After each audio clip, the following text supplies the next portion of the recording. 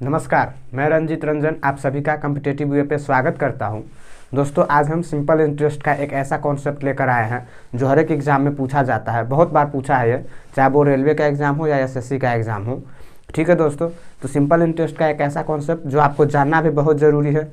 आइए देखते हैं वो कॉन्सेप्ट क्या है और उस पर कैसे सवाल आते हैं। ठीक है दोस्तों, देखिए कैसा कि पहले आप एक क्वेश्चन हमने लिखा है, उस क्वेश्चन को पढ़ते हैं, उसको देखिए, उसके बाद हम उसका कॉन्सेप्ट बताएंगे और उससे रिलेटेड फिर एक दो क्वेश्चन बताएंगे। ठीक है दोस्तों, देखिए क्या करा है। करा कि एक व्यक्ति अपनी सारी पूंजी को 5 भागों में बांटकर ब्याज पर दे देता है। ठीक है, पहले भाग पर 16 साल का ब्याज, दूसरे भाग पर 8 साल का ब्याज तथा तीसरे भाग पर 4 साल का ब्याज, चौथे भाग पर 2 साल का ब्याज और 5वें भाग पर 1 साल का ब्याज बराबर है। ठीक है, ब्याज क्या है? बराबर है।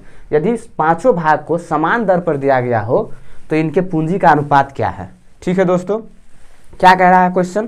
क्वेश्चन कह रहा है कि उसने अपने कुछ जो संपत्ति थी जिससे उतना जिसका उसको सारे को क्या किया, 5 भाग में बांटकर ब्याज पर दे दिया। ठीक है, अलग अलग साल के लिए दिया है, लेकिन क्या है कि रेट हमेशा इसमें क्या क्या है कि रेट समान है। सारे जो जितने साल में उन्होंने दिए हैं पाँचों को, वो सब रेट क्या है, समान रेट पर दिया है। ठीक है, तो देखिए ऐसे क्वेश्चन में हम क्या कॉन्सेप्ट लगाते हैं कि कॉन्सेप्ट क्या है इसका, सो आप लिखिए पहले।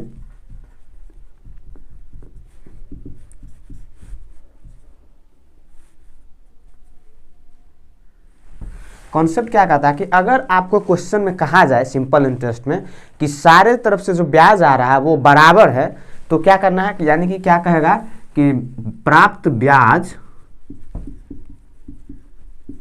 जो जितने साल में उसने दिया है, अगर वो ब्याज बराबर हो तो वहां से पूंजी का अनुपात क्या निकल कर आता है वो लिखिए। मान लेते हैं कि हम वो 2 साल के लिए या 3 साल के लिए मान लेते हैं, तो 3 साल में उसने कुछ ना कुछ पूंजी दिया होगा, यानी कि उसकी सारी संपत्ति पी रही होगी और उसने उसको 3 भाग में बांटा होगा। तभी वो तीन भाग में बांटा, तो क्या पहला को P1 मान लेते हैं, दूसरा को P2 मान लेते हैं और तीसरा को P3 मान लेते हैं। ठीक है, ये उनके मूलधन हो गया। तो इनका रेशियो क्या होगा? उसने तीनों साल दिया है, चाहे वो अलग अलग रेट पर दे, अलग अलग समय से दे, तो इनका रेशियो क्या आ जाएगा? अभी यहाँ पर तो समान रेट है, अगर मान के चलिए अलग अलग रेट रहेगा तो भी क्या होगा, तो देखिए इसका पूंजी का अनुपात क्या हो जाता है, P1 अनुपात P2 अनुपात P3। प्रिंसिपल कहते हैं, P बराबर प्रिंसिपल यानी मूलधन का जो रेशियो होगा वो क्या हो जाएगा, 1/R1T1, यानी कि पहले भाग को जितना रेट पर दिया होगा, जितने समय के लिए दिया होगा। ठीक है, दूसरा क्या होगा, 1/R2T2, दूसरे भाग को जितने समय के लिए दिया होगा, जितने दर से दिया होगा। तीसरा क्या होगा, तीसरे भाग में R3T3।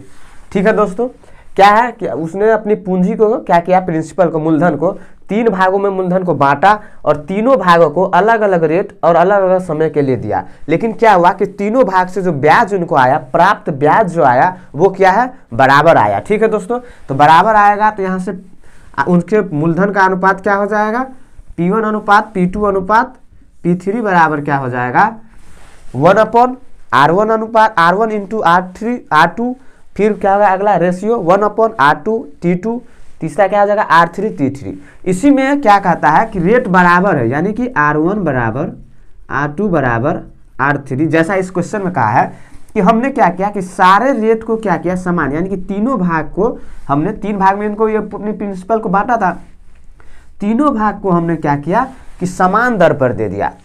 टाइम अलग अलग है लेकिन दर क्या है, समान है। तो क्या होगा, तो यहाँ से देखिए आप कि R1, तो देखिए R1 बराबर हो जाएगा R, R2 बराबर भी हो जाएगा R, R3 बराबर भी R हो जाएगा, यानी कि यहाँ से R1 तो कट ही जाएगा। बेसिकली क्या होगा कि 1/R1T1 अनुपात 1/R2T2 अनुपात 1/R3T3। यहाँ से क्या होगा कि R देखिए यहाँ पर तो समान हो जाएगा, तो समान जैसे ही होगा यानी कि यहाँ भी R, यहाँ भी R और यहाँ भी R, तो इससे क्या होगा कि ये R तो रेशियो में क्या होता है कि आप किसी भी संख्या से गुना करते हैं, रेशियो जब इसका निकालेंगे तो ये कट ही जाएगा बेसिकली।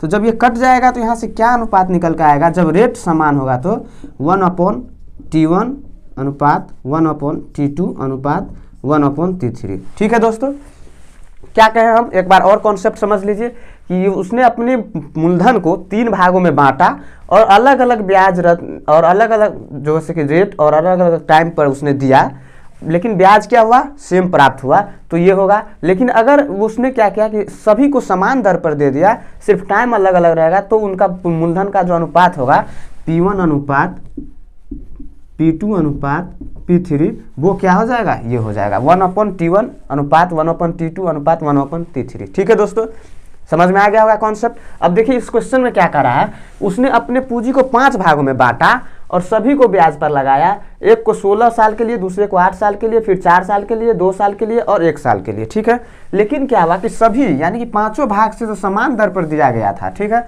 समान दर पर जैसे ही उसने दिया और ब्याज जो उसको दिया था वो उसको क्या हुआ, ब्याज बराबर प्राप्त हुआ है। कहा है कि ब्याज जो प्राप्त हुआ है उस सब पर वो क्या है, बराबर है।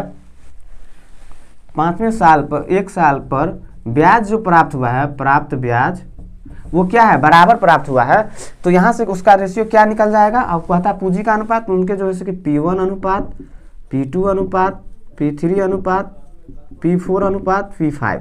यहाँ से रेट तो सेम है, तो रेट सेम है तो कौन सा अनुपात लगेगा, 1/T1 1/T2 1/T3। तो यहाँ से 5 है तो कितना, पाँचों को निकालना होगा। एक का कितना है 16 साल के लिए, दूसरा 8 साल के लिए, तीसरा 4 साल के लिए, चौथा 2 साल के लिए और पांचवा कितना 1 साल के लिए। ठीक है दोस्तों, अब इसका रेशियो कैसे निकालेंगे, हम आपको बताए हुए रेशियो प्रपोर्शन जब पढ़ाए हुए थे, तो कि जब फ्रैक्शन का हम रेशियो कैसे निकालते हैं, सबका एलसीएम ले लेते हैं और उससे गुना कर देते हैं। तो यहाँ पर देखिए कितना 16 है, सबका एलसीएम कॉमन मल्टीपल लेते हैं तो 16 है, तो 16 से गुना कीजिए क्या आएगा 1 2 4 8 और 16। यही उनके क्या होगा, पूंजी का अनुपात होगा। ठीक है दोस्तों, आशा करते हैं ये क्वेश्चन आपको समझ में आ गया होगा। जो